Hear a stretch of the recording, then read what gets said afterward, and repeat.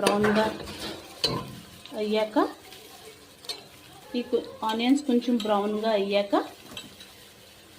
ఇవి కట్ చేసుకున్న vegetables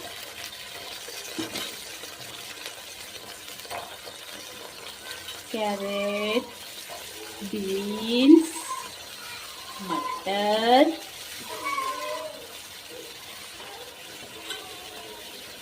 capsicum వేసుకొని ఇవి ఫ్రై చేసుకోవాలి.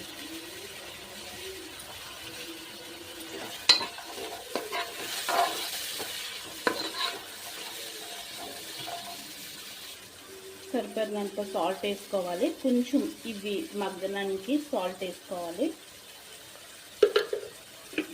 తర్వాత మళ్ళీ యాడ్ చేసుకోవచ్చు. ఫస్ట్ వెజిటేబుల్స్కి చక్కగా కొంచెం వెజిటేబుల్స్ కూడా ఫ్రై అయిపోయాయి. ఇప్పుడు ఫ్రై అయిపోయిన వెజిటేబుల్స్లో నానబెట్టుకున్న రైస్ 3 గ్లాసెస్ రైస్, అది ½ an hour నేను నానబెట్టుకొని ఉంచుకున్నా బిర్యానీ రైస్. అవి వేగాక కొంచెం గరం మసాలా యాడ్ చేసుకుంటాం. కొంచెం గరం మసాలా 1 టీ స్పూన్.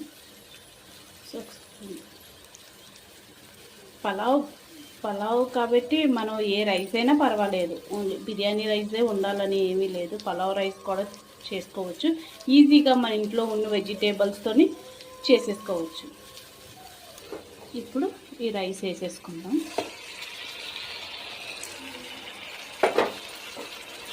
వేసుకొని కలుపుకుందాం.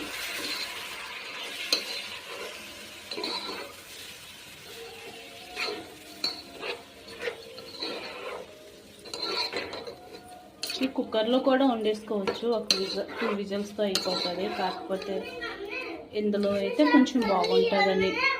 చూడండి ఎంత కలర్ఫుల్గా ఉంది. కొంచెం రైస్, ఈ వెజిటేబుల్స్ చక్కగా ఫ్రై చేసుకోవాలి. బాగానే బియ్యం వేసుకొని ఇవి చక్కగా ఫ్రై చేసుకోవాలి.